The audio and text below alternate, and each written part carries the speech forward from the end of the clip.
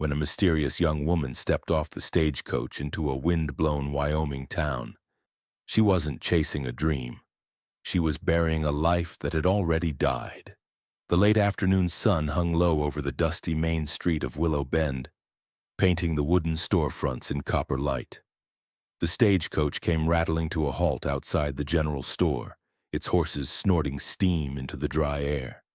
From the inside stepped a woman dressed too fine for a town like this. A fitted traveling jacket, a brimmed hat dusted from the road, and gloves that had once been white. Her name was Clara Bennett, and if anyone had looked closely, they would have seen that her eyes carried a loneliness deeper than the surrounding plains. The townsfolk paused their errands to look her over, the shopkeeper leaning on the porch rail, the blacksmith wiping soot from his hands, even a few children peeking from behind a barrel. In Willow Bend, strangers were rare, and women traveling alone were rarer still. She gave them a polite nod, gathered her small trunk, and thanked the driver in a voice softer than the wind. The man tipped his hat and drove on, leaving her in the rising swirl of dust. "Miss Bennett, I presume?" The voice belonged to a tall man in a black coat and clerical collar. His face was kind but weathered by the sun. "I'm Reverend Elias Monroe. My wife and I were told you'd be arriving today. The schoolhouse board sent word last week." Clara smiled faintly, relieved someone expected her. "Yes, Reverend. Thank you for meeting me. The journey was long.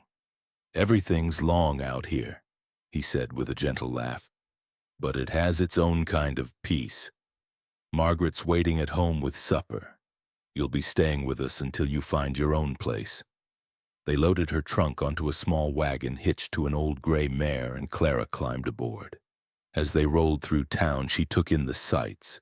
The smithy's glowing forge, the scent of baking bread from Mrs. Chen's cafe, and a saloon whose piano played a tune slightly out of key. The people here moved with purpose, but also with a wary calm, like survivors of a land that demanded endurance more than ambition. Willow Bend sat cradled between hills that rolled into open prairie. Beyond that lay the distant mountains, dark and snow-capped even in summer. The land seemed to breathe under the wide sky, endless and unforgiving, yet strangely alive. Clara felt something stir inside her, not comfort, but the awareness that this was a place where no one would come looking for her past. Reverend Monroe's home stood near the church, a modest clapboard house with a neat garden and the warm smell of stew drifting through its open window. His wife, Margaret Monroe, greeted Clara with open arms and a motherly smile.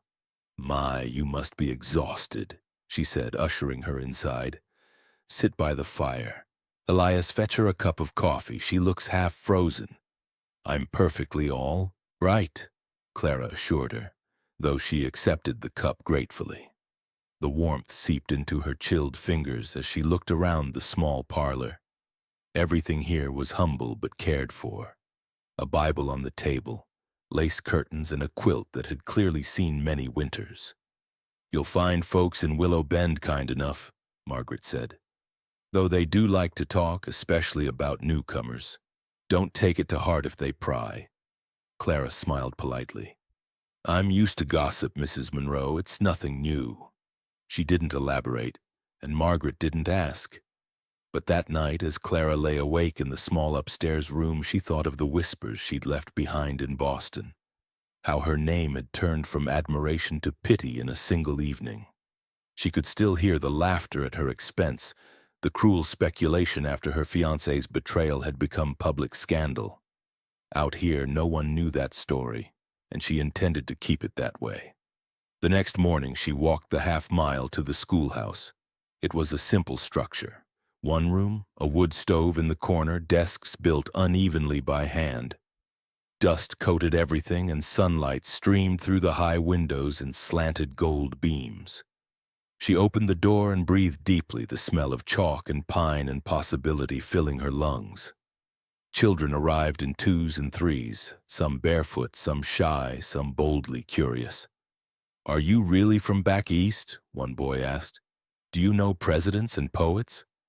"I've read some of their words," Clara said with a small smile. "And if you study hard, You'll know them too. By mid-morning, the room was alive with lessons, laughter, and the scratch of slates. For the first time in months, Clara felt a sense of purpose steadying her hands. Teaching wasn't escape, it was rebuilding. After class, as she swept the floor, a young boy lingered by the door. "Miss Bennett," he said shyly. "My uncle says if the roof leaks again, he'll come fix it." "And who's your uncle?" she asked. "Jack Colton, ma'am. He's got the ranch north of the river." She'd heard the name already.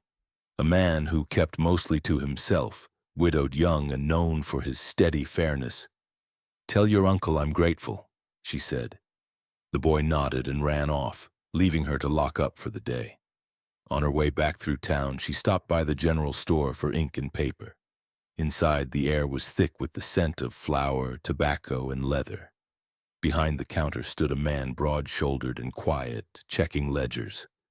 When he looked up, his eyes were the color of storm clouds. "Afternoon," he said, voice low and even. "You must be the new school teacher." "I am. Clara Bennett." She extended a hand. He hesitated only a second before shaking it. "Jack Colton. Welcome to Willow Bend."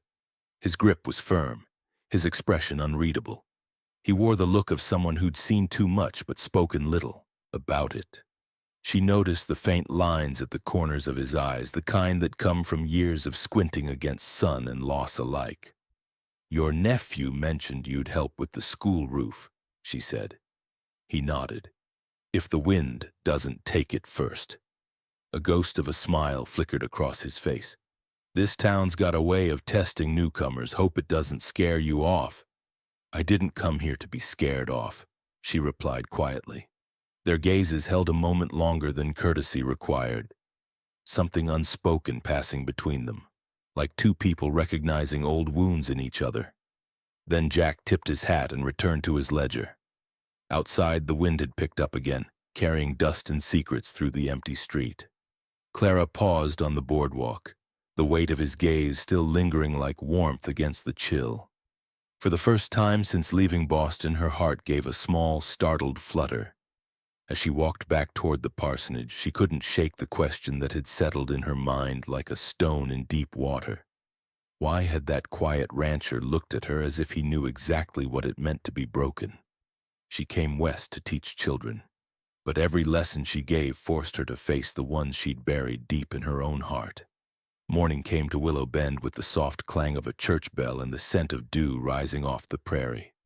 The schoolhouse, with its leaning chimney and cracked windows, stood at the far edge of town like a forgotten promise. Yet inside, it pulsed with new life. Clara Bennett stood at the blackboard, chalk dust clinging to her fingers, sunlight spilling across rows of eager faces. Her voice carried calm authority, firm but gentle, the kind that made even restless boys sit straighter in their seats. The first week had tested her resolve. The stove smoked, the roof leaked, and the children's attention drifted as easily as the wind outside. Still, she'd faced it all with quiet determination. Each recited alphabet and copied line of handwriting steadied her nerves. The rhythm of teaching gave her something she hadn't known she needed: structure, purpose, and distance from the memories she couldn't yet confront. Among her students was a boy she couldn't help but notice. Henry Colton, tall for his age, quiet and quick to understand every lesson before she finished explaining. There was something serious about him, a maturity beyond his 10 years. When other children squabbled or played tricks, Henry stayed focused, always watchful, always listening. The resemblance to his uncle was undeniable. The same slate-gray eyes, the same restrained manner that spoke of discipline learned young. It was during an arithmetic exercise that Clara realized how deeply she admired his self-control. A younger child beside him had begun to cry over a wrong answer, and Henry, without being asked, quietly pushed his slate toward the child and offered to help.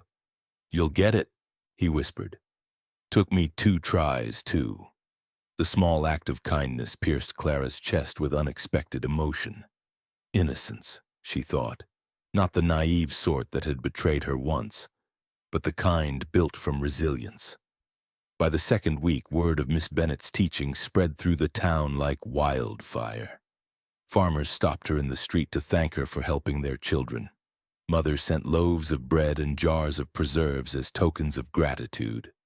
For the first time since leaving Boston, Clara felt the warmth of belonging. Yet every compliment, every friendly nod brought a shadow of unease. Acceptance was a fragile thing. She'd had it once, and lost it overnight. After class one afternoon, Clara stayed behind to mend a torn reader. The children had long gone, their laughter fading down the hill. The air inside the schoolhouse was warm, thick with dust and sunlight. She was so lost in her thoughts that she didn't hear Henry until he spoke. "Miss Bennet?" She looked up. "Yes, Henry?" He stood in the doorway, hat in hand, shifting his weight from one foot to the other. "Uncle Jack says he'll fix that roof tomorrow. He wanted me to tell you." Clara blinked. "Your uncle doesn't need to trouble himself. The town board—" He said not to wait on the board. "They've been saying they'll fix it since last winter. He don't like seeing things half done." There was something in his tone. Pride, maybe, or simple loyalty, that made her smile. "Tell your uncle I'm grateful. It'll be nice not to need an umbrella indoors." Henry grinned, revealing the boy beneath the careful composure. "Yes, ma'am. He'll be here early before class starts." Then, as if remembering his manners, he tipped his hat and hurried off. That night, Clara found herself thinking of the rancher again. The steady way he'd spoken in the general store. The quiet confidence that needed no boast. She wondered what kind of man raised a boy like Henry. A man who'd clearly known loss, yet still cared enough to fix a stranger's roof. The next morning dawned bright and clear. As Clara approached the schoolhouse, she saw him. Jack Colton standing on the roofline, hammer in hand, sleeves rolled to his elbows. The rising sun caught the curve of his jaw and the worn leather of his gloves. She paused, heart giving a traitorous flutter she tried to ignore. He glanced down when he heard her footsteps. "Morning, Miss Bennet," he called. "Hope you don't mind the noise. I'll have this patched before the rain finds you." "Not at all," she replied, shading her eyes. "Though I'd offer coffee if I had any to give." He smiled faintly. "You keep those kids learning. I'll handle the rest." The exchange was simple, but something in it stayed with her all day. Between reading lessons and spelling drills, her mind wandered back to the roof, to the sound of steady hammering above her. It was the rhythm of someone who worked to forget. She knew that sound well. When class ended, she stepped outside to thank him, but he was already gone. Only fresh nails and even shingles remained clean and deliberate. A man's word kept, even when unspoken. That Sunday, Clara attended church with the Monroes. The small congregation filled the pews, their hymns echoing softly through wooden rafters. She'd begun to feel comfortable here, even safe. But during prayer, her calm cracked. Reverend Monroe's voice grew solemn as he listed names for blessing. The sick, the widowed, the weary. "And for Jack Colton," the Reverend added quietly, "who bears his grief with grace, may the Lord grant him peace." Clara's eyes opened before she meant them to. Across the aisle, she saw the rancher seated with Henry, head bowed, eyes closed. Grief. The word struck her like a stone. She'd known he'd lost his wife. The town spoke of it with the soft reverence reserved for tragedy.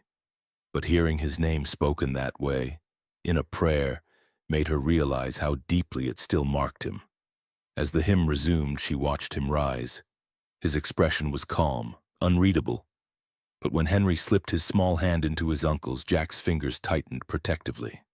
There it was, that quiet strength again, the kind born not from pride but from surviving something unbearable. Walking home afterward, Clara felt a heaviness settle over her. She had come here to escape her own heartbreak, to find peace in purpose. Yet every day she spent in Willow Bend seemed to reveal reflections of her own wounds. In the children she taught, in the kindness of strangers, and most of all in the gray-eyed rancher who carried sorrow like a second skin. She told herself it was empathy, nothing more. But as she reached the Monroes' porch and looked out toward the fading light on the hills, A thought refused to be silenced. Perhaps broken souls could recognize one another because they carried the same ache. And perhaps, just perhaps, that recognition was the first step toward healing. Still, she could not shake the final question echoing in her heart as the evening bell rang over Willow Bend. What loss could weigh so heavy that even God's house couldn't lift it from Jack Colton's silence? What kind of cowboy quotes poetry under the stars? The kind who hides more pain than pride. The weeks that followed settled into a steady rhythm for Clara Bennett. The schoolhouse came alive each morning with children's voices, chalk on slates, and the scent of burning pine in the stove. Yet beneath that comforting routine, something new began to stir. A curiosity she hadn't expected, centered not on her students, but on one quiet rancher whose name seemed to echo in every corner of her thoughts. Jack Colton had been as good as his word. The roof held firm even through a sudden rainstorm, and he'd refused any payment for his trouble. Communities built on doing, not owing, he'd told Reverend Monroe when thanked after Sunday service. Clara had overheard those words and found herself turning them over again and again. One Friday afternoon, as she dismissed her students, a wagon rolled up beside the schoolyard. She looked up from her desk to see Jack stepping down, his hat low against the wind. Behind him sat Henry, swinging his legs and holding a small crate. "Afternoon, Miss Bennett," Jack said, his voice steady as ever. "Figured the school could use a few new slates and some chalk. Brought extra nails for your door hinge, too." Clara brushed her hands on her apron and met him at the steps. "You didn't have to do that, Mr. Colton. The town already owes you for the roof." "Like I said before," he replied, lifting the crate easily from the wagon bed. "I don't do it for owing." Henry jumped down beside him, grinning. "Uncle Jack says the school's the heart of Willow Bend. Says even a cowboy needs arithmetic if he wants to keep his cattle and his conscience straight." Clara couldn't help but smile. "Your uncle is a philosopher, it seems." Henry tilted his head thoughtfully. "He's more of a reader, ma'am. He's got books all over the house, some with words I can't even pronounce." That caught her off guard. "Books? Out here?" The boy nodded eagerly. "Poems mostly. He reads them after supper sometimes. Last night he read one about the ocean and said it sounded like wind through grass." Jack gave his nephew a look that was part warning, part amusement. "You've got a quick tongue, Henry." But Clara's curiosity was already hooked. "May I ask, what kind of poetry?" Jack hesitated before answering, his gaze drifting toward the open prairie. "Whitman, mostly. Sometimes Emerson. Words that remind a man there's more to this land than fences and graves." Something about the way he said it, graves, made her pulse catch. He didn't elaborate, and she didn't ask. But the image of him, a weathered rancher reading leaves of grass under a western sky, unsettled her in ways she couldn't quite name. When he left, the echo of their conversation stayed with her. That night, long after supper at the Monroes, Clara found herself seated at her small desk, the lamplight trembling over her open journal. Her thoughts poured out as though compelled. A rancher who quotes Whitman, a man who sees stars where others see darkness. What is he trying to remember or forget? The next few days brought subtle glimpses of Jack around town, always helping, never seeking notice. She saw him pause to lift a barrel for an elderly shopkeeper, to steady a skittish horse in front of the saloon, to fix the fence around the churchyard when no one else had noticed it had come loose. He seemed woven into the quiet pulse of Willow Bend, dependable as sunrise, invisible as shadow. And yet, Clara found herself watching him, not in the way she'd once watched Charles Whitmore back in Boston, with girlish hope and expectation, but with wary interest. This was different. Jack didn't charm, he didn't need to. His decency spoke louder than any polished words ever could. It unnerved her how easily his presence calmed her, even as it frightened her. She'd built walls high enough to block the world, and still, this man's quiet gestures were finding cracks in them. On Saturday, a community gathering filled the town square. A wagon of supplies had come through from Cheyenne, and the townsfolk busied themselves dividing goods. Clara joined Margaret Monroe at the table where fresh books and cloth were being counted. Across the street, she spotted Jack unloading heavy sacks of grain. Even at a distance, his movements held that same quiet grace, efficient, deliberate, unhurried. When their eyes met briefly, something inside her tightened. He tipped his hat, a faint smile ghosting across his lips, and turned back to his work. She tried to return her focus to the ledger, but her pulse wouldn't slow. That evening, as dusk settled over Willow Bend, Clara took refuge in the church. The Reverend had encouraged her to practice on the old upright piano in the corner, its keys worn smooth, its tone uneven but comforting. She hadn't played since Boston, not since the night everything had fallen apart. Music had been her mother's joy, her own escape, but after the betrayal, even melodies had felt poisoned. Still, something about the stillness of the church called to her. She sat at the bench and began to play softly. An old hymn first, then something gentler, something her fingers remembered on their own. The notes filled the empty space like a confession whispered to no one. As she played, the world outside grew quiet.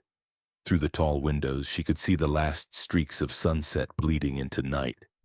She closed her eyes, letting the sound steady her, until the faint creak of a floorboard made her pause. She looked toward the doorway and froze. Jack Colton stood just outside, hat in hand, framed in moonlight. He wasn't smiling. His expression was distant, shadowed by something she couldn't read. For a long moment, neither of them spoke. The only sound was the lingering echo of her last chord, trembling through the air like something half alive. He took a hesitant step closer, but didn't cross the threshold. "Didn't mean to intrude," he said quietly. "Heard the music on my way back from town. It's been a long while since anyone's played in there." Clara rose slowly from the bench, her heart beat loud in her chest. "You're not intruding, Mr. Colton. Music doesn't belong to anyone. It just fills the emptiness." He looked down, thumb brushing the edge of his hat. "You're right about that." When he lifted his eyes again, she saw it. Grief, raw and unguarded, flickering like candlelight. Before she could speak, he tipped his hat and stepped back into the night. Clara stood, frozen, her hands trembling on the piano's edge. The room suddenly felt too still, too full of ghosts. For the first time since arriving in Willow Bend, she realized she wasn't the only one haunted by a past too painful to name. Outside, the wind moved through the churchyard trees, soft as a sigh. And though she told herself not to care, not to wonder, one thought echoed louder than the rest. What sorrow could make a man who reads poetry under the stars look so lost when he hears a woman play a song about home? The fire that burned through a family's barn didn't just test the town's courage. It forced two wounded souls to decide whether they still believed in mercy. It happened on a wind-swept Thursday just after sundown. The prairie sky glowed with the last hues of fading light when a shout tore through Willow Bend. "Fire! Henderson's barn!" The words spread faster than flame. Clara was locking up the schoolhouse when she saw the plume of black smoke rising beyond the ridge. By the time she reached the main street, half the town was running toward the blaze with buckets, shovels, and whatever tools they could grab. She followed, skirts gathered, heart pounding, the smell of burning hay thick in her throat. The Hendersons' property lay half a mile beyond the church, and by the time Clara arrived, the barn was already a furnace. Orange tongues of flame clawed at the night sky, devouring wood and grain in hungry bursts. Cows bellowed from the corral, frightened and wild-eyed, while townsmen shouted orders through the chaos. Jack Colton was among them, stripped to his shirt, his face streaked with soot. He moved with calm purpose, swinging an axe to break open the smaller stalls, freeing livestock one by one. Clara had never seen such raw steadiness. No panic, no hesitation, just relentless resolve. It was Henry who spotted her standing frozen near the fence. "Miss Bennett, get back. It's not safe." She stepped back instinctively, but her eyes found Mrs. Henderson on the ground, clutching her youngest child, sobbing. "My husband, he went back inside." Before Clara could speak, Jack had already vanished into the blaze. The roar swallowed his name, the heat forcing everyone to shield their faces. Moments stretched unbearably long until a dark figure emerged through the smoke, dragging another man by the shoulders. Together with two others, Jack pulled Aaron Henderson free, his arm badly burned, his shirt smoldering. Clara dropped to her knees beside them, wrapping Aaron's arm in her shawl. The flesh beneath was blistered and raw, but he was alive. "Get him to Doc Henderson's," Jack ordered hoarsely, coughing through smoke. "And someone keep those kids warm."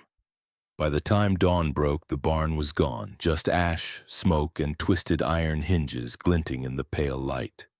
The Henderson family stood in stunned silence before what was left of their livelihood.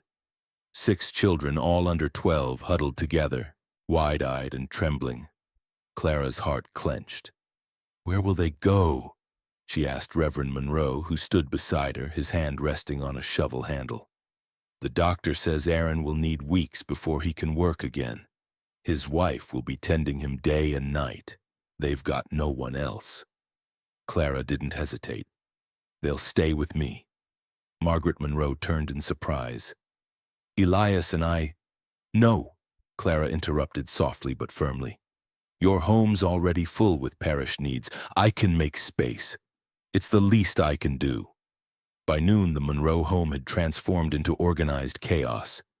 Bedding spread across every available surface, the air filled with the sounds of crying toddlers, clattering dishes, and older children trying their best to help. Clara moved among them with sleeves rolled, her once immaculate hair tumbling loose as she juggled cooking, washing, and comfort. She'd never mothered anyone in her life, yet instinct, or perhaps compassion, guided her hands.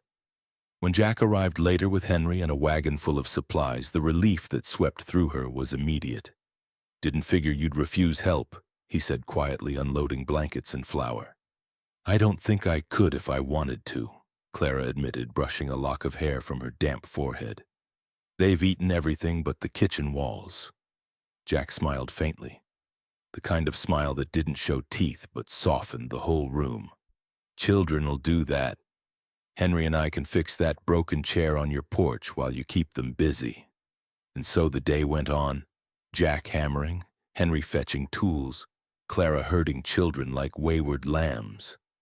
There was something almost comforting about the rhythm of it all, chaos laced with calm purpose. Every time she passed by the porch, she saw Jack's hands steady at work, his shirt sleeves rolled up, forearms streaked with dust and sweat. He never asked for thanks, never offered empty comfort, just did what needed doing. That evening, after the children had finally drifted to sleep in a tangle of quilts and exhaustion, Clara stepped outside. The porch creaked under her bare feet, the night cool and still. Jack sat at the top step, a lantern beside him, carving something small and careful out of wood. "They're asleep," she said softly. He nodded. "Figured they would be. You've got a way with them." "I don't know about that," she replied, sinking into the chair beside him.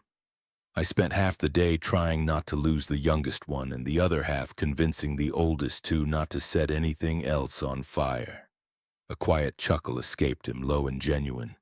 "That's about the sum of raising young ones, keeping them fed, warm, and alive until they start listening." For a while they sat in companionable silence. The moon rose high above the fields, silvering the ashes of what had once been a barn. The air smelled of charred wood and something else, renewal, perhaps. Finally, Clara spoke. "You risked your life last night. Going into that fire, you could have died." Jack's hand paused mid-carve. "Man's gotta do what's right, even when it hurts." "You sound like a sermon." He smiled, but there was no mirth in it. "Lost the right to preach when I lost Mary." Clara turned to him. "Your wife?" He nodded slowly, eyes fixed on the horizon. "She was too good for this rough land. Fever took her after Henry was born. I buried her myself out past the north pasture. Promised I'd raise the boy right, make her proud." The confession settled between them like a fragile truth. Clara felt her throat tighten. "I'm sorry." "Don't be," he said quietly. "The world takes what it will." All a man can do is keep standing. For a long time, neither spoke. The lantern flickered between them, throwing their shadows against the wall. She thought of Boston, the betrayal, the whispers, the shame, and realized that though their grief wore different faces, it shared the same shape. Both of them had been broken, and yet here they were, patching the world together piece by piece. Jack looked up then, his gaze steady, searching. "You look like someone learning how to live again." The words hit her with unexpected force. She opened her mouth, but nothing came out. Because maybe he was right. Maybe that was what all of this, the children, the teaching, even the endless weary kindness, was leading to. And as the night wind rustled through the blackened fields, she couldn't help wondering if he was talking about her, or about himself. Fireworks can light the sky, or spark what two guarded hearts have been trying desperately to ignore. The 4th of July dawned bright and cloudless, the kind of day that made Willow Bend look almost festive. Bunting hung from porch rails, flags fluttered above storefronts, and children ran wild through the streets waving paper sparklers. For the first time since spring, laughter carried through town without the heaviness of hardship behind it. Clara Bennett stood on the boardwalk outside the general store, the morning sun warming her shoulders as she adjusted the red ribbon at her waist. She'd been persuaded, coerced really, by Margaret Monroe to help judge the town's annual pie contest. Margaret had insisted it was a civic duty. "You're the school teacher, Clara. Folks trust your judgment. Besides, it'll do you good to be part of the celebration." Clara wasn't so sure. She'd been dreading crowds and small talk. But now, watching the people she'd come to know over these last months, students' parents, shopkeepers, ranch hands, she felt a strange swell of belonging. Maybe the Reverend was right. You could plant new roots even in unfamiliar soil. The long tables set up in front of the town hall were laden with pies, apple, berry, peach, and even one daring attempt at lemon. The air was thick with sugar and cinnamon. Clara smiled as she took her seat beside two other judges. Mrs. Peterson, whose formidable opinions were as sharp as her knives, and Sheriff Dalton, who seemed more interested in tasting than scoring. "Looks like a fine turnout this year," the sheriff said cheerfully. "Though I reckon Jack Colton's pie won't win anything. Heard he can mend fences and herd cattle, but bake? Not likely." Clara froze mid-laugh. "Mr. Colton entered the contest?" The sheriff chuckled. "No, ma'am. But rumor has it he brought one of his ranch hands' pies on Henry's insistence. Something about supporting the community." As if summoned by name, Jack appeared from the crowd, hat in hand, the faintest grin tugging at his mouth. "I hope you're judging fair, Miss Bennett," he drawled. "My ranch has its reputation to consider." Clara arched an eyebrow. "If I find horsehair in that crust, your reputation's safe, but your ranch cooks won't be." That earned a low laugh, and she felt a flicker of warmth bloom in her chest. He stood across from her for a moment longer, eyes crinkling with quiet amusement, before Henry tugged at his sleeve, dragging him toward the lemonade stand. Clara turned back to her judging duties, though she found herself smiling more than she cared to admit. By afternoon, the contests gave way to games, sack races, horseshoes, and music drifting from a fiddle on the saloon porch. Clara moved among her neighbors, handing out ribbons to children and exchanging polite greetings. It was all so different from Boston's stiff social events. Here, laughter wasn't measured and no one whispered behind gloved hands. The freedom of it felt intoxicating. She spotted Jack again later near the edge of the square, helping an older man set up fireworks. He lifted heavy boxes as though they weighed nothing, his sleeves rolled up, revealing forearms dusted with powder and sun. When he caught her watching, he gave a subtle tilt of his head. An invitation, maybe, or just acknowledgement, but her heart stumbled all the same.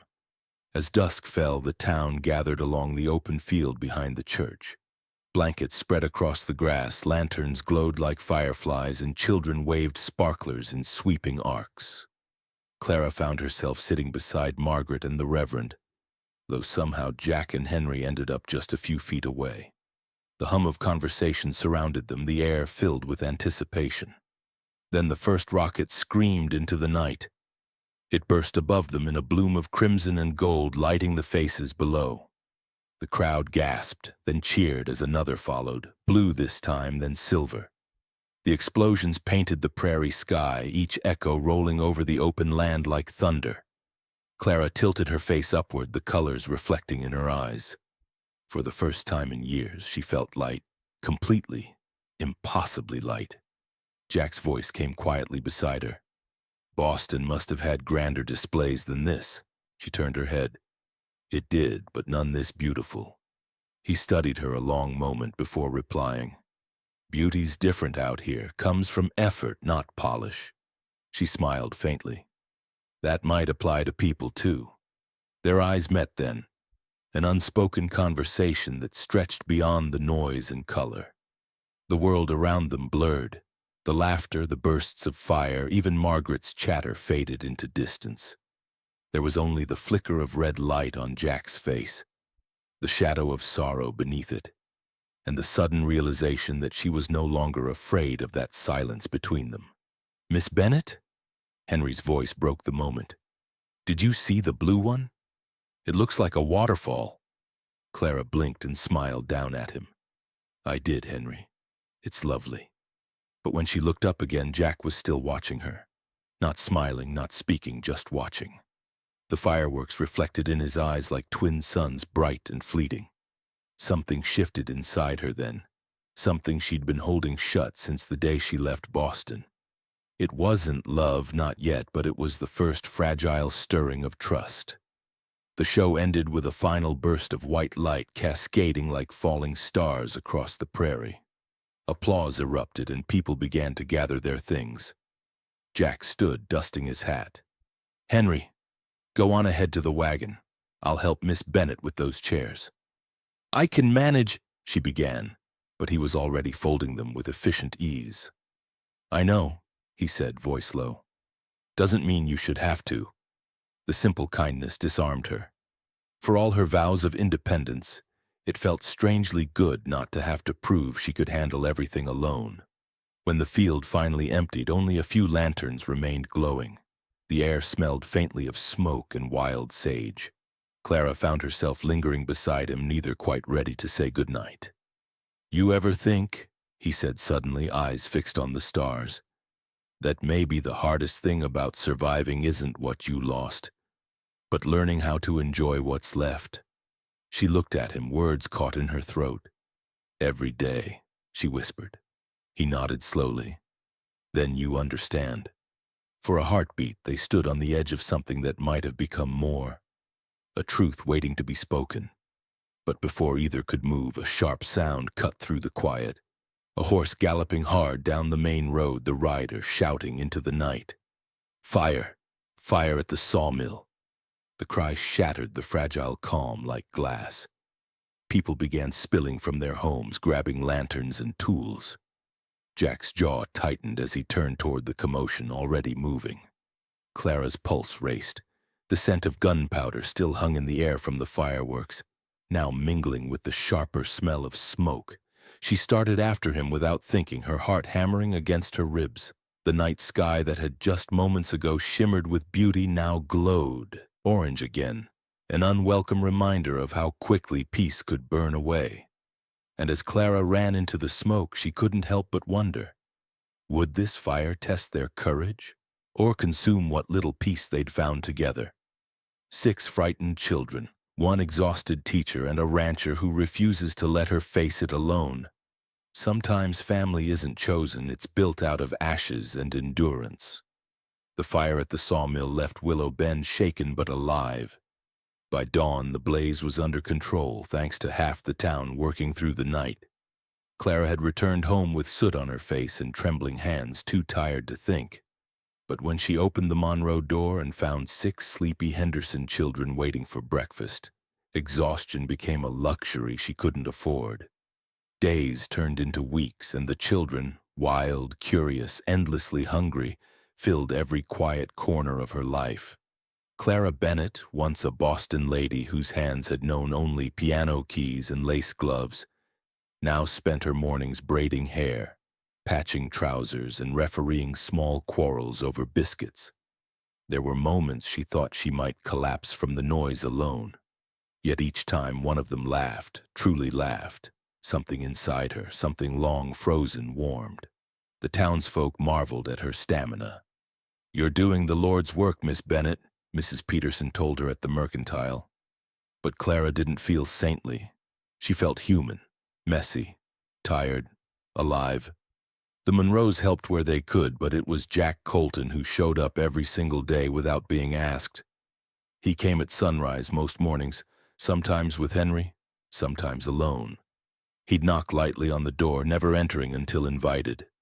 "Got fresh milk," he'd say, or "Fix that loose hinge." Once he arrived with a repaired wagon wheel, another time with 2 sacks of flour and a quiet smile. He never stayed long, never lingered where gossip might find him, but his presence became as steady as the ticking clock on the mantel. Clara had stopped trying to thank him properly. He'd only shrug and say, "You do the same," which wasn't true at all. Most people wouldn't. By late summer, the Henderson children had begun to settle. The eldest boy, Luke, helped Jack mend the fence behind the Monroe home. The girls helped Clara with laundry and learned to read simple verses by lantern light. Evenings were a chaos of stories, laughter, and sometimes tears. It was hard work, but it filled her life with purpose she hadn't known she was missing.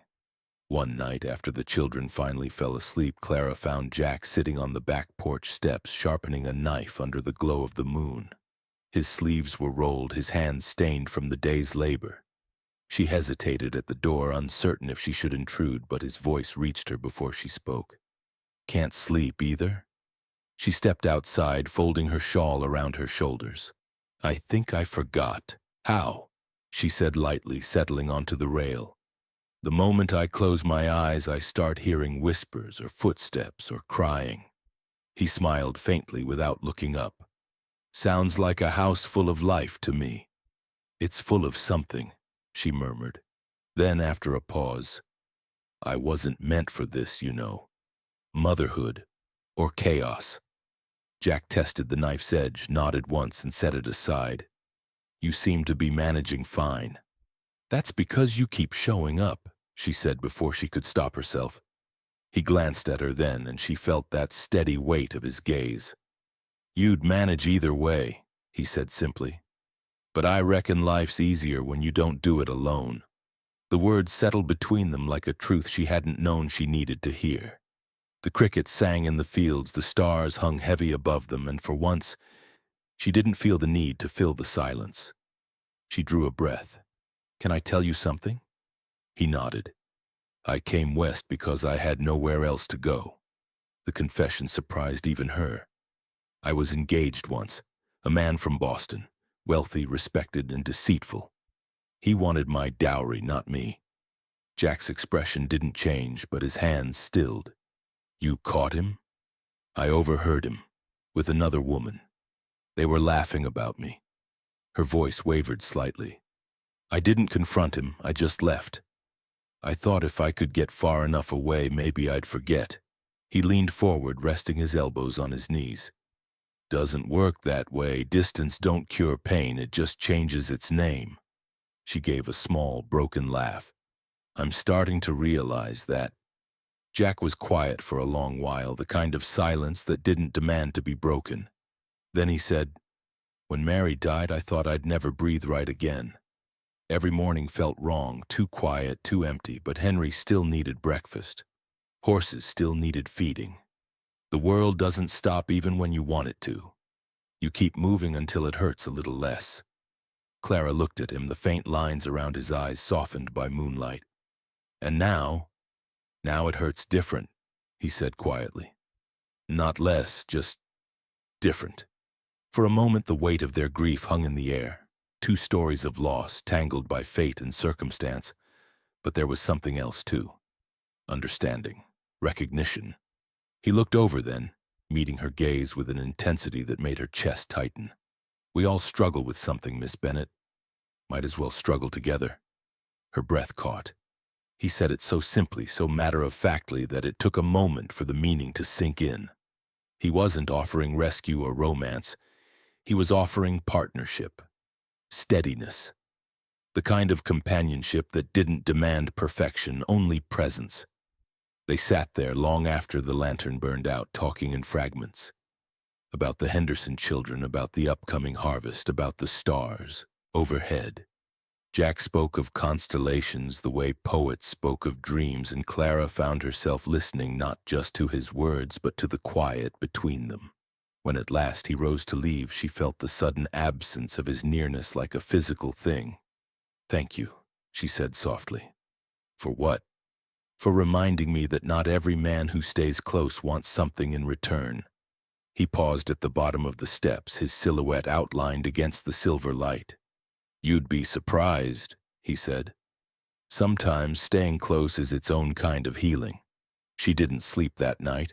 Instead, she lay awake listening to the wind move through the fields, the soft breathing of the children in the next room, and the steady echo of his words in her mind. When morning came, she rose early to make breakfast. The house was still, the smell of biscuits filling the air. As she turned toward the doorway, she saw Jack's shadow pass by the window, Henry beside him, both carrying firewood. And in that moment, something inside her shifted. For the first time in years, she realized she didn't feel alone. But as Jack looked at her across the morning light, something deep and wordless passed between them. And Clara couldn't tell if she was ready for what that meant or terrified of it. Rumors travel faster than stagecoaches, and even the kindest hearts can falter when the past comes galloping back to claim them. By late August, the air in Willow Bend had grown heavy with dust and talk, the kind that lingered behind doors and floated down Main Street on slow afternoons. Clara Bennett had learned that in small towns nothing stayed private for long. Her students' mothers smiled a little too politely now. Mrs. Peterson, who once stopped her daily for friendly gossip, began doing so only when others were around. Even the Reverend's wife had taken to watching her and Jack Colton from across the pews during Sunday service. The whispers weren't cruel exactly, but they carried that dangerous blend of curiosity and assumption. A widowed rancher and a single school teacher. That was all the story they needed to write. Clara told herself she didn't care. She'd built her peace from ashes before, and no idle tongues would steal it now. Yet as she walked through the market one morning, she could feel their glances like nettles on her skin. At first, she said nothing to Jack. He was too busy with the harvest, too kind to be burdened by gossip. But one afternoon, as she left the schoolhouse, she found him waiting by the gate, hat in hand, dust on his boots, and that familiar, steady look in his eyes. "Long day?" he asked. "The longest," she sighed. The alphabet defeated half of them, and fractions finished the rest. He chuckled softly. "Then you earned this." He held up a basket covered with a red cloth. Inside was fresh bread and wild honey. "Mrs. Colton's recipe," he said quietly, catching her surprise. "Mary's. She always said nothing sweetens bitterness like bread made by hand." Something warm and painful stirred inside her. "Thank you, Jack. Truly." He looked at her for a long moment, then said, "There's a picnic at the ranch this weekend. Henry wants you to come, so do I." She hesitated, her instinct to withdraw tugging hard. But something in his tone, simple, sincere, loosened her resolve. "All right," she said. "We'll come." 2 days later, Clara and the Henderson children rode out in the Monroe's wagon under a wide summer sky. The Colton Ranch spread before them, golden fields and low hills that seemed to roll forever. Jack met them by the creek, sleeves rolled, hair damp with sweat, his usual calm wrapped in sunlight. It was a simple gathering, neighbors, a few ranch hands, laughter spilling across the meadow. Henry led the children in games while Clara helped Margaret arrange the food. Every now and then she'd glance up to find Jack watching her, that quiet smile tugging at the corner of his mouth. Later, when the heat broke and the others wandered toward the shade, Jack found her sitting near the water, shoes off, her toes just brushing the current. "Didn't figure you'd be one for picnics," he said, dropping to sit beside her. "I didn't figure you'd be one for poetry," she replied, teasing lightly. He grinned. Touché. For a while they just sat, the sound of crickets and far-off laughter drifting around them. Then, after a long pause, Jack said, "You've changed, you know." She turned, startled. "Changed?" He nodded. "When you first came here, you looked like someone holding her breath, waiting for the next wave to hit. Now you stand straighter, you laugh more, you look alive." Clara's throat tightened. "I'm trying to be," she admitted. "For the first time, it feels like I might actually belong somewhere." "You do," he said simply. She looked down at the water, watching it twist around the rocks. "Belonging's a strange thing, Jack. I used to think it came from having the right name, the right house, the right circle of friends. But here, it's about what you give, not what you own." He smiled faintly. "Sounds like you've been learning from the prairie. Or from a certain rancher," she said before she could stop herself. Their eyes met and something unspoken passed between them. Something softer than longing, deeper than friendship. Before either could speak again, Henry's voice broke the spell. "Uncle Jack, come play rounders." Jack stood, dusting off his jeans. "Duty calls," he said with mock gravity. "But you're not getting out of it, Miss Bennett. You're on my team." She laughed, shaking her head. "I haven't played since I was a girl." "Then it's about time you learned again." What followed was the kind of laughter Clara hadn't known she was still capable of. Jack's team lost, miserably, thanks in no small part to his deliberate bad throws. But no one cared. Children shouted, adults cheered, and the sound of it all mingled with the rustle of the wind through tall grass. As the sun dipped low, painting the sky in amber, Clara found herself beside Jack again, breathless from laughter, her hair loose and wild. He looked at her then, really looked, and the world seemed to still. "See?" he said softly. "Alive." Before she could reply, Margaret's voice called them back toward the wagons. The day ended in laughter and lantern light, but as they rode home under the stars, Clara couldn't shake the feeling that something had shifted. Not just in the town's eyes, but in her own heart. The next morning, that peace shattered. A letter arrived from Boston, its seal bearing her mother's careful script. Clara opened it by the window, the morning light sharp against her face. The words inside made her breath catch. Charles Whitmore disgraced, debts revealed, fiancé fled to Europe. Whispers of fraud, vindication, years too late. The man who'd broken her had been unmasked, and the society that had condemned her now whispered her name with sympathy instead of scorn. Yet as she read, she felt nothing but distance.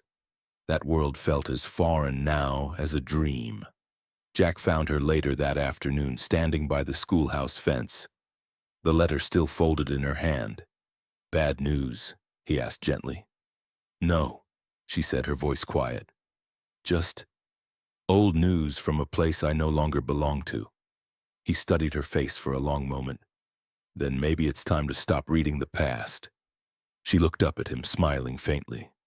"Maybe you're right." They walked in silence for a while, the prairie wind brushing around them. The town's whispers would come, she knew. They always did.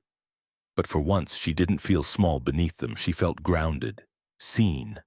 When they reached the edge of town, Jack paused, clearing his throat like a man rehearsing something. "Clara," he began slowly, "I was wondering if I might call on you properly. Supper, maybe. Not as a neighbor or helper. As a man who'd like to know you better." The world seemed to stop. For a heartbeat, she couldn't breathe.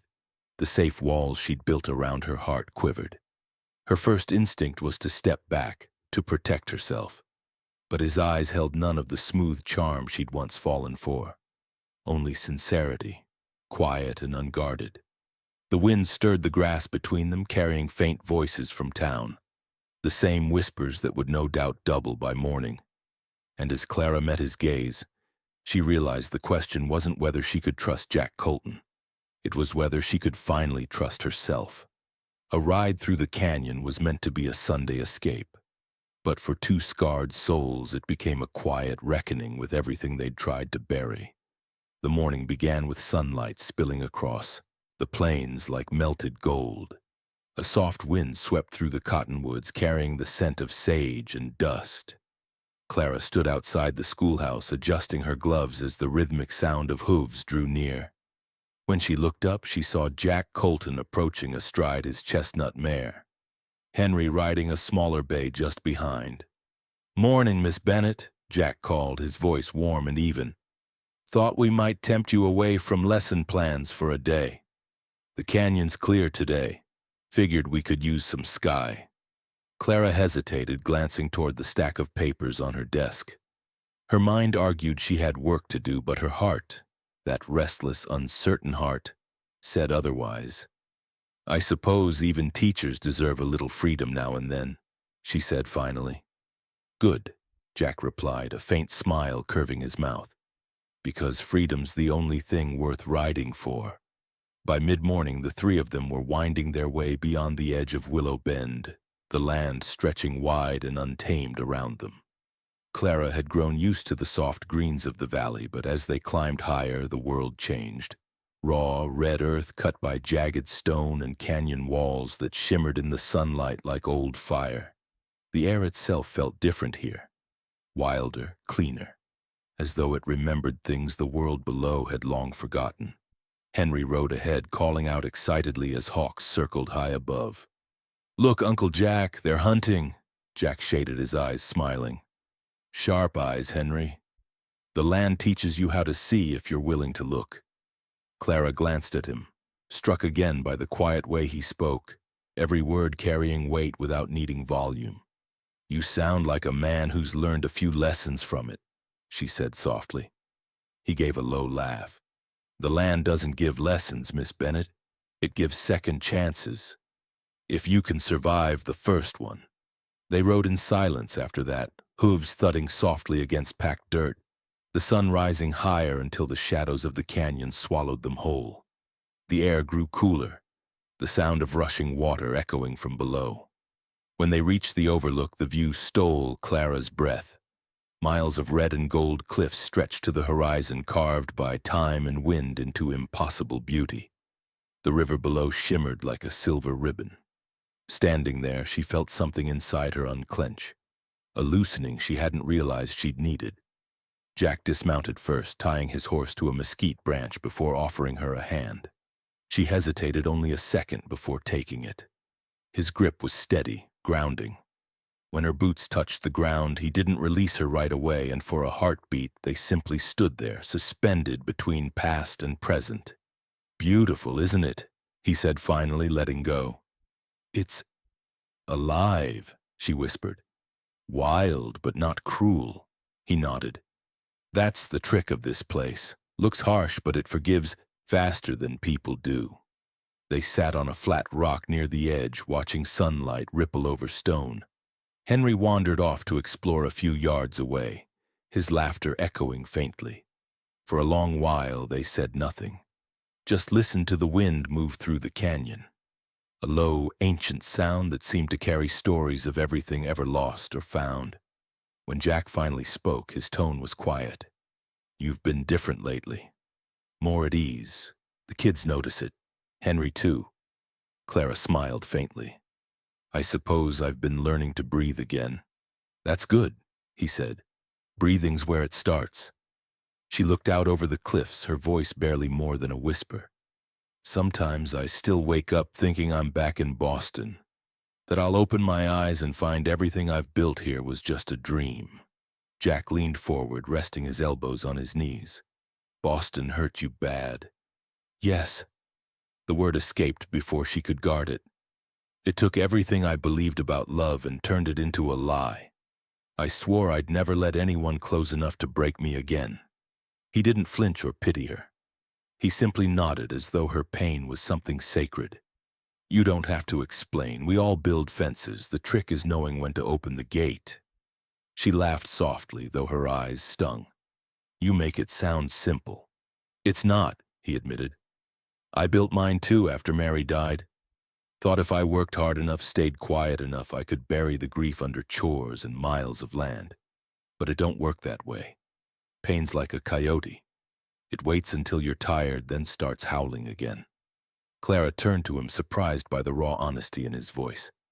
"And what do you do when it howls?" He looked at her then, his gray-blue eyes steady and unguarded. "You listen. Then you decide whether you're gonna keep running from it or start walking beside it." The wind rose around them, tugging at her hair, carrying dust and memory across the open canyon.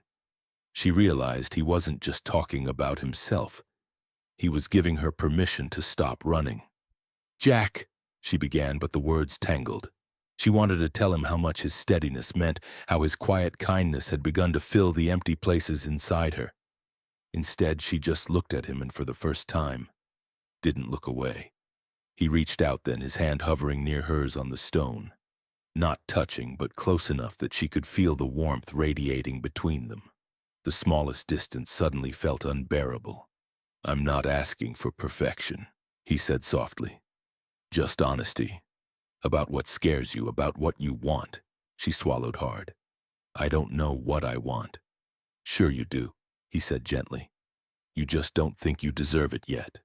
The truth of that hit her like a physical thing. Her chest tightened, her throat ached, and for a moment she couldn't breathe. Because he was, right? She had built her life around what she thought she didn't deserve, instead of what she might still have a right to hope for. Henry's distant laughter drifted back toward them, grounding the moment. Jack stood, offering his hand to help her up again. When she took it, he didn't let go this time. "Clara," he said quietly, "you don't have to be healed to be loved." Her breath caught. The words hung in the canyon air, trembling like the echo of a gunshot. She wanted to reply, to say something brave or grateful, but instead her eyes filled before she could stop them. She looked away, blinking hard at the horizon where sunlight spilled over stone like a benediction. Jack didn't press her. He just stood beside her in silence, the wind moving around them, the world wide and still. For the first time since leaving Boston, she didn't feel broken, only human. And as the wind whispered through the canyon, carrying his words back to her again and again, Clara realized that maybe love wasn't a miracle at all. Maybe it was simply choosing to stand beside someone when the world went quiet, and letting the silence mean something. Love comes easy under a clear sky, but one truth spoken aloud can crack the peace two wounded souls fought so hard to build. The first chill of autumn drifted through Willow Bend, soft but certain, the kind of air that whispered of change.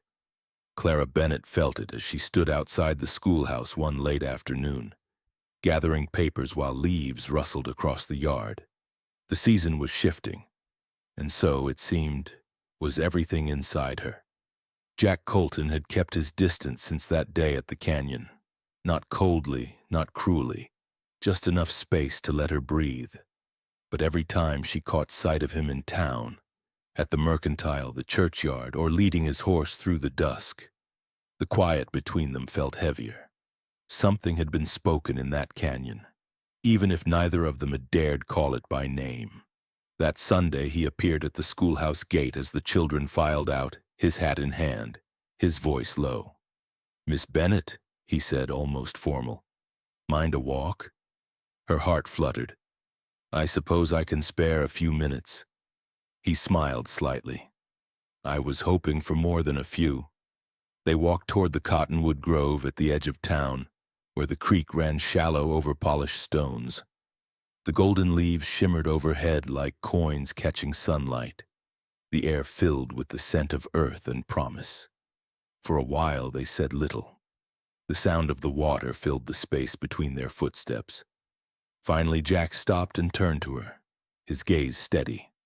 "I keep thinking about what you said, about running from Boston. You don't have to tell me what happened, but I'd like to understand it if you want to share." Clara's throat tightened. No one had ever asked her that without judgment or pity. "It's not an easy story," she murmured. "I don't expect easy," he said softly. "I expect truth."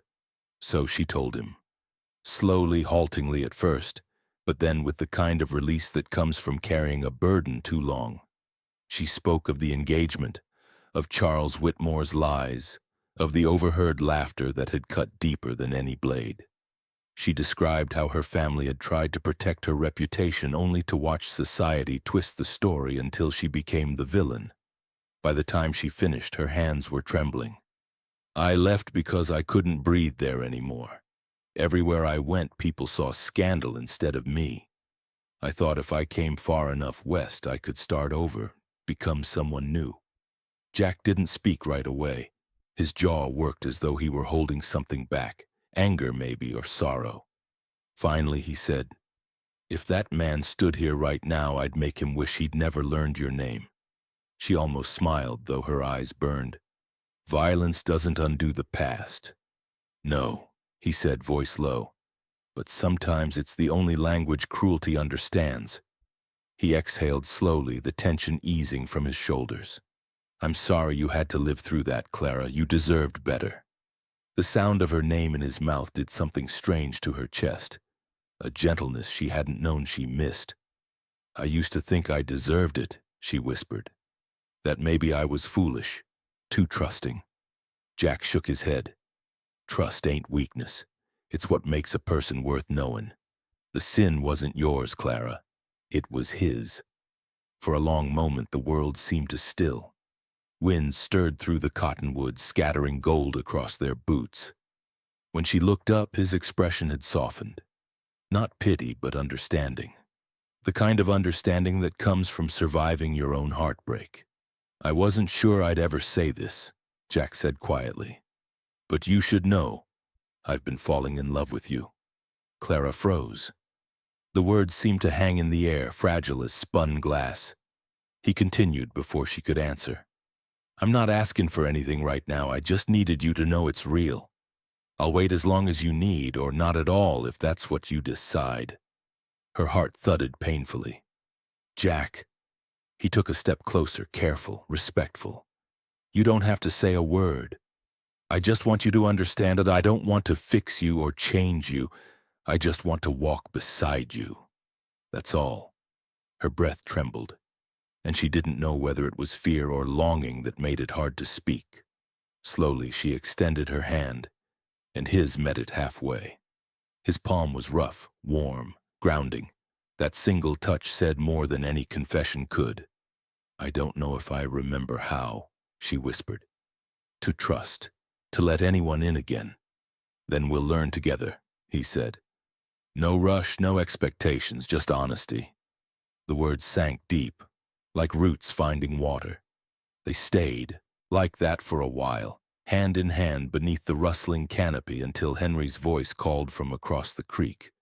"Uncle Jack, Miss Bennett, are you going to get married?" Clara nearly dropped his hand. Her cheeks burned as she turned to see the boy grinning, entirely unaware of the weight his question carried.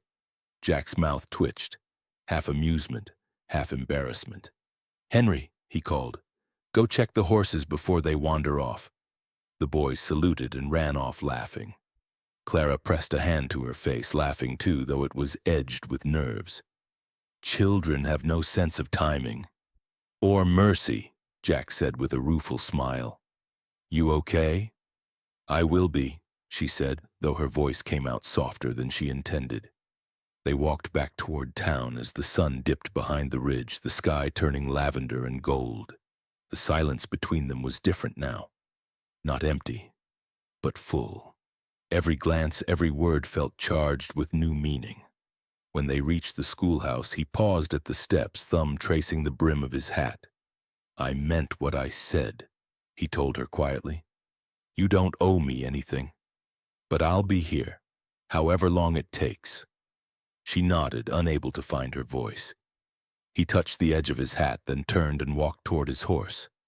For a long while, Clara just stood there, watching him go. The air had grown cool, the sky streaked with twilight. Somewhere behind her, the school bell creaked gently in the wind, and as she looked up, she saw him glance back, just once, from the road. Their eyes met across the fading light, and for the first time, she didn't turn away. Her heart beat faster, not with fear, but with recognition, as though the future she'd been running from had finally caught up, and it didn't look like loss anymore. It looked like hope. But as Jack's figure disappeared into the deepening dusk, Clara's chest tightened with a question she couldn't shake. Was she brave enough to stay? Or would fear make her run once more? When the snow came down without mercy, it wasn't the cold that tested them. It was who they became when fear tried to take everything again.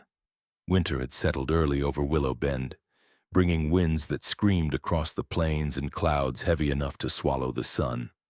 The schoolhouse stove worked overtime that week, but the children's laughter still steamed the windows, a fragile defiance against the chill. Clara Bennett had grown used to the rhythm of the season. The scrape of boots, the smell of coal smoke, the sight of her students wrapped in coats too thin for the cold. That morning began like any other. Lessons carried on despite the wind, spelling recitations echoing through the room. By noon, the sky had turned the color of pewter, and fat flakes began to drift down. The children pressed against the windows, awed. But as the wind picked up, the flakes turned fierce, swirling into white curtains that erased the horizon. Clara's unease grew. She called for dismissal early, insisting the children walk home in pairs. By the time the last of them had left, snow already lay knee-deep across the yard.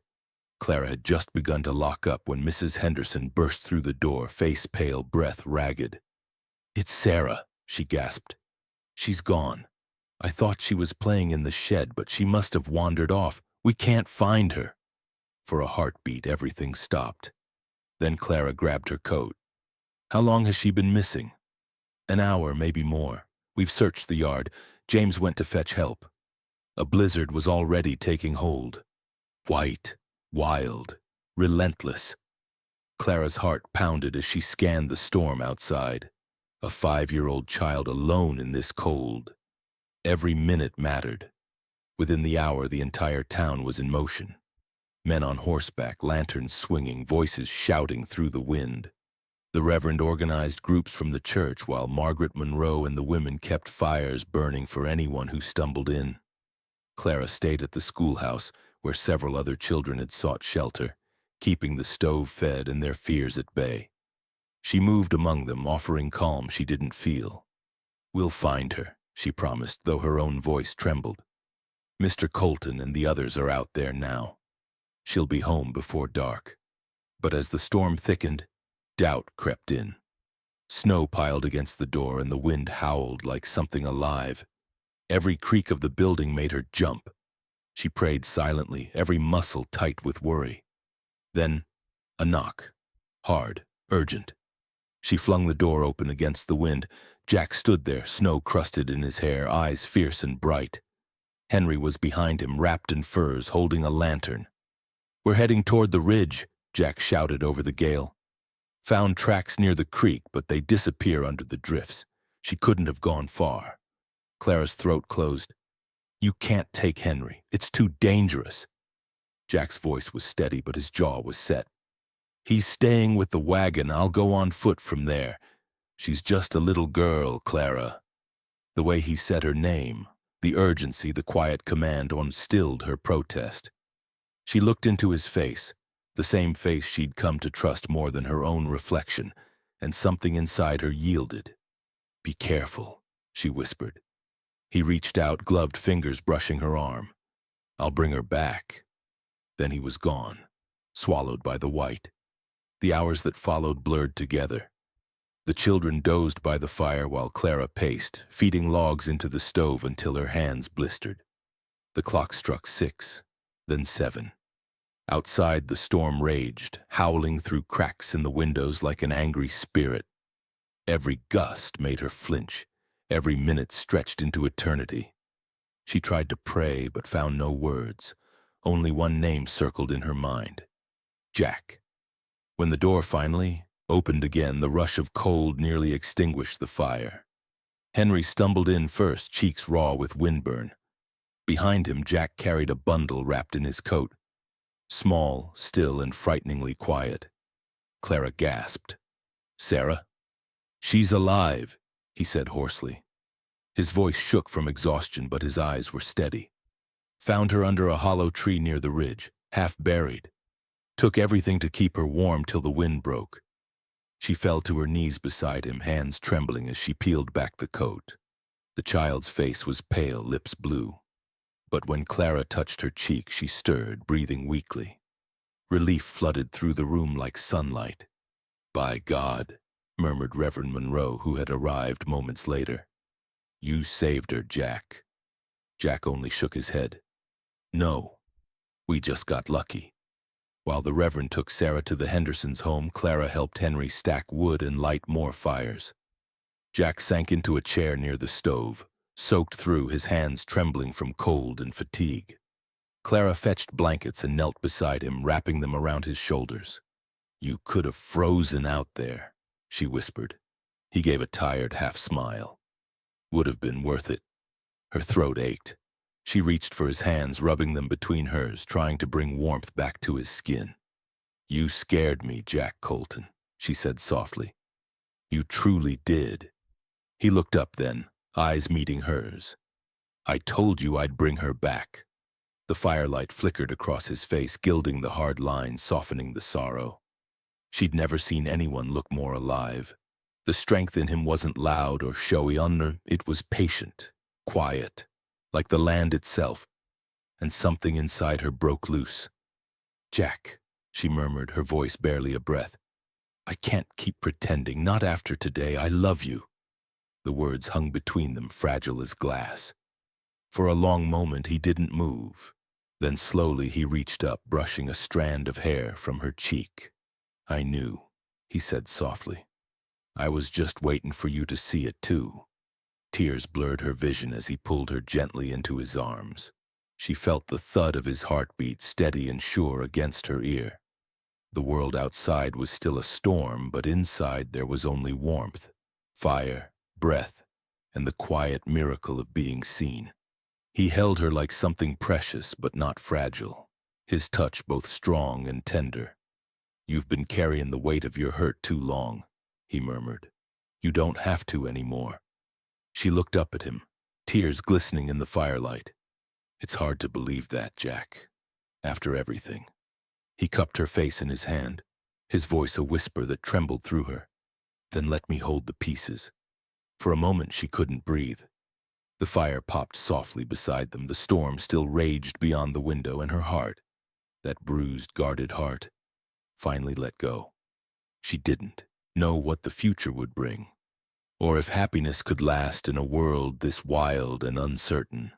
But as the wind cried and snow pressed against the glass, Clara Bennett knew one truth as clear as the fire before her. She wasn't running anymore. And when Jack's words echoed again in the hush between them, "Then let me hold the pieces," she realized he already was. The night was colder than memory, yet in the glow of the hearth, two souls who had known nothing but loss finally dared to believe in warmth again. Snow still blanketed Willow Bend the morning after the storm, soft and blinding under the pale winter sun. The town had survived the blizzard, barely, and in every home, fires burned high and strong. Clara Bennett awoke with stiff fingers and a heavy heart, not from sorrow, but from the strange weight of joy that had crept in overnight. She could still feel the echo of Jack Colton's arms around her, the rasp of his voice when he'd whispered, "Then let me hold the pieces." For the first time since Boston, she'd slept without dreaming of the past. The storm had stripped everything bare, fear, pride, loneliness, leaving only truth. And truth, she realized, could be beautiful. By midday, the streets were stirring again. Smoke curled from chimneys, sleigh bells jingled faintly, and the townsfolk gathered near the church to thank God for sparing them. Clara stood beside Jack in the crowd, their shoulders almost touching but not quite. He'd insisted on walking her there himself, Henry trotting happily between them. Reverend Monroe's voice carried over the murmuring wind. "In the storm, we found not just loss but proof of what binds us. Bravery, mercy, and love. Those are the things that keep a town alive." Clara's gaze drifted to Jack. His hat was pulled low, snow clinging to the brim, but when he felt her watching, he glanced down, his lips curving in that small, knowing smile she'd come to crave. It was the kind of smile that said more than words ever could, the kind that steadied her. That evening, after the church gathering, he walked her home through the quiet streets. Snowflakes glowed like embers in the lantern light, settling on his coat and in her hair. The world felt hushed, sacred almost. Neither spoke until they reached her porch. Jack stopped, turning to face her. "You sure you're warm enough?" he asked, though his voice carried something deeper. She smiled faintly. "You've asked me that 3 times since we left the church." He shrugged, his breath misting in the air. "Hard habit to break, worrying about you." Silence stretched, tender and charged. The wind rustled the bare branches overhead, scattering snow and silver dust. Clara's hands trembled slightly as she reached for the railing, unsure if it was from cold or something else entirely. "Jack," she began, her voice soft but steady, "about last night." He stepped closer, close enough that she could see the tiny flecks of green in his gray-blue eyes. "You don't have to explain," he said gently. "But I need you to know. I meant every word." Her breath caught. "You mean that I love you, Clara Bennett," he said simply. "I've loved you quietly for longer than I realized. You don't have to say it back, not until you're sure. I just—" He hesitated, searching for words. "I've lost enough in this life to know I can't afford to leave truth unsaid." The confession came without fanfare, without flourish, just honesty. Steady as the man himself. Clara's eyes stung, but this time it wasn't grief. It was the shock of being seen completely and still being wanted. "I'm not sure I know how to do this," she admitted. He smiled faintly. "Then we'll learn together." Something in her heart broke open then. Quietly, gently, and before she could think, she stepped forward. His arms came around her at once, strong and warm beneath the cold sky. It wasn't a desperate embrace, it was calm, certain, as though it had been waiting years to happen. For a long moment, neither spoke. The snow fell around them in silent blessing. When at last they pulled apart, he brushed a hand over her cheek. "When you're ready," he said softly. "I'll ask proper. Not before." Her voice trembled. "And if I'm never ready?" His answer came with a slow, patient smile. "Then I'll just keep loving you from wherever you'll let me stand." The next few days passed in a strange, golden rhythm. The story of the rescue spread quickly. How Jack Colton had braved the blizzard to save little Sarah Henderson. The townsfolk couldn't stop talking about it, and neither could they stop talking about the woman who'd kept the other children safe, calm, and alive in the storm. It didn't take long before the gossip turned sweet. By the week's end, Margaret Monroe cornered Clara in the general store, eyes twinkling with mischief. "So," she said, pretending to study a sack of flour, "when should I start sewing a wedding dress?" "Margaret!" Clara gasped, nearly dropping her parcel. "Oh, don't act shocked. Half the town's been expecting it. The rancher and the school teacher. It's practically a storybook romance." Clara tried to look offended, but the warmth rising in her cheeks betrayed her. "You're impossible," Margaret only laughed. "You're in love, dear. That's the best kind of impossible there is." Even Henry had caught the air of anticipation. One afternoon, as Jack mended a gate and Clara helped with Henry's reading lessons, the boy looked up and grinned. "When you get married, can I call her Aunt Clara?" Jack froze mid-hammer. Clara nearly choked on a laugh. "Henry," she said gently. "That's not—" Jack cut in, amusement softening his voice. "Let's finish your lesson before you start planning weddings, partner." Henry's grin only widened. "I'm just asking." When the boy ran off moments later, Clara turned to Jack, half exasperated, half delighted. "He's incorrigible." "Maybe," Jack said, his eyes dancing, "but he's not wrong." Her heart stuttered. "Jack." He stepped closer, close enough that the scent of cedar and smoke filled her lungs. "I'm not rushing you," he said quietly. "But I need you to know what I'm fighting for. You. This." Clara felt her defenses falter completely. "You make it sound so simple." "It is," he said. "I ain't promising it'll be easy. Just that I'll be here. Every time you fall, I'll catch you." The words landed deep, not as a promise from a man desperate to win her, but from one who already had. Later that night, she sat by her window, watching the snow fall silver under the moonlight. The air inside the room still carried the scent of the wood he'd chopped earlier, the faint warmth of his coat where he'd left it over her chair. Everything about him, his steadiness, his quiet humor, his unwavering care, had become a part of her world. Yet beneath that sweetness, a flicker of fear stirred. Life on the frontier had taught her one cruel lesson. Nothing perfect ever lasted untested. And as she closed her eyes, she couldn't help but wonder, what trial would fate send next to test the promise they'd just begun to believe in?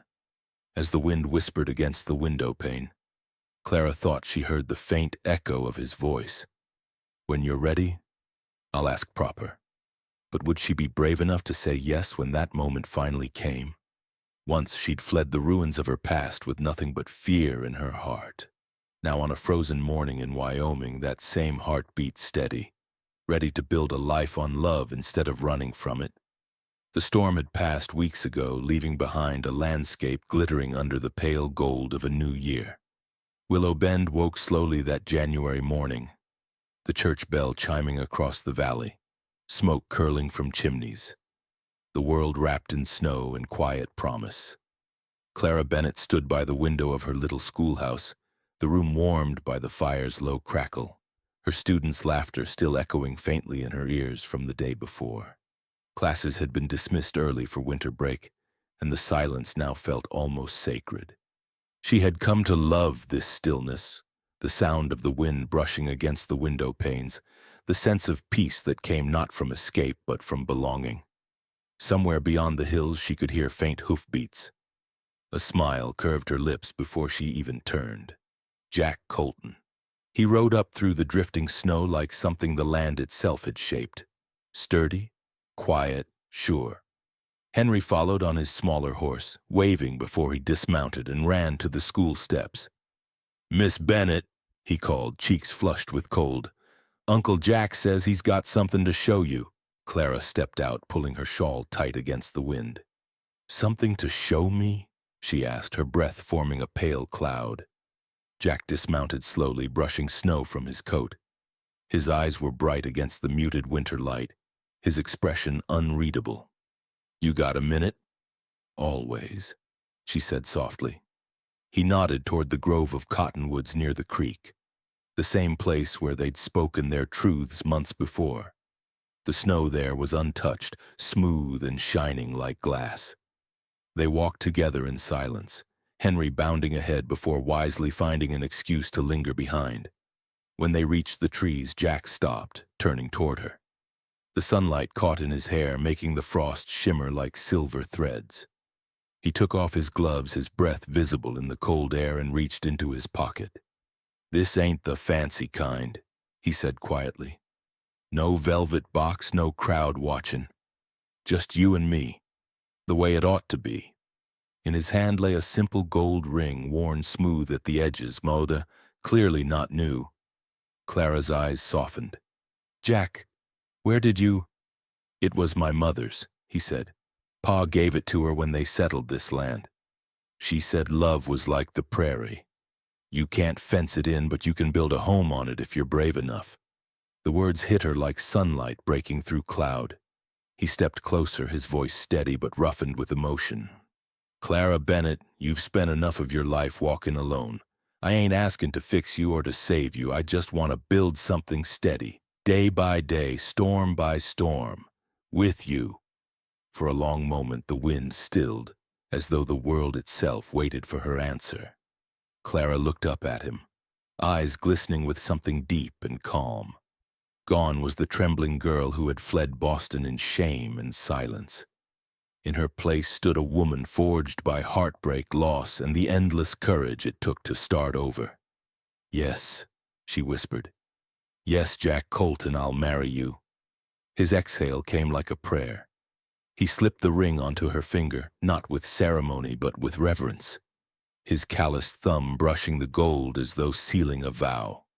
Then he leaned forward, resting his forehead against hers, the world around them melting into the hush of falling snow. When they returned to town, the news spread faster than wildfire. Margaret Monroe was the first to spot the ring, nearly dropping her basket in delight. "Oh, Clara, I knew it! I knew he'd ask before the thaw!" Clara laughed, cheeks burning. "You and half the town, apparently." By sundown, the saloon piano was playing, and even the most tight-lipped ranchers were offering their congratulations. Mrs. Henderson baked a pie for good luck, and Henry proudly announced to anyone who'd listen that he was getting an aunt come spring.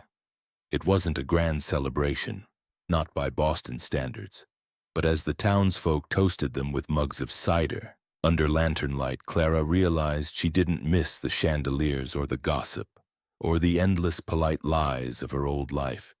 These people had seen her as she was, weary, uncertain, broken in places, and loved her still.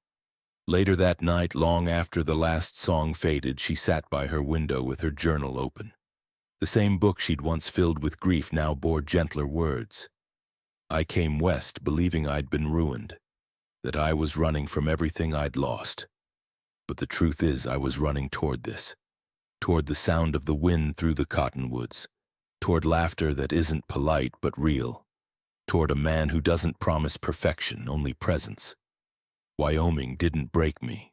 It rebuilt me." She paused, tracing the edge of the ring with her thumb. It caught the firelight, a glint of gold against skin that had once worn another, now healed mark. When Jack entered the room, brushing snow from his shoulders, he smiled at the sight of her writing. "Putting me in that book again." She closed it gently, just making sure the story's told right this time. He moved behind her, wrapping his arms around her shoulders, chin brushing the top of her head. "Long as you're in it, it'll be right." They stood like that for a long while, watching the snow drift outside. The sky stretched endless beyond the frosted window, a canvas of stars and possibility. Clara turned her hand, letting the ring catch the faint glow of the hearth. It wasn't diamonds or silver or Boston refinement, just gold, honest and worn, like the man who'd given it. "Do you ever think," she murmured, "about what's ahead, about what the land still has waiting for us?" Jack smiled against her hair. "Every day. But I reckon whatever comes, we'll face it together." He reached for her hand then, their fingers interlacing. For the first time, she didn't feel the need to guard herself. No walls, no distance. Just faith. They stepped outside together, snow crunching beneath their boots, the horizon glowing faintly with dawn. The sun was rising, pale pink spreading over the mountains, lighting the frozen plains with fire. Clara looked at it, then at the man beside her, and felt peace settle deep in her bones. The kind of peace that doesn't erase the past, but honors it. She'd spent her whole life running from storms. But as the wind swept through the open valley and sunlight caught her ring like a promise made new, Clara Bennett knew she was finally home. If Clara and Jack's story touched your heart, don't let it end here. Hit subscribe and stay with us for more untold tales of love, loss, and redemption under the western sky. Tell me in the comments, what part of this story stayed with you most? And if you believe in second chances as much as Clara did, share this story so others can feel it too. Your support keeps these frontier stories alive.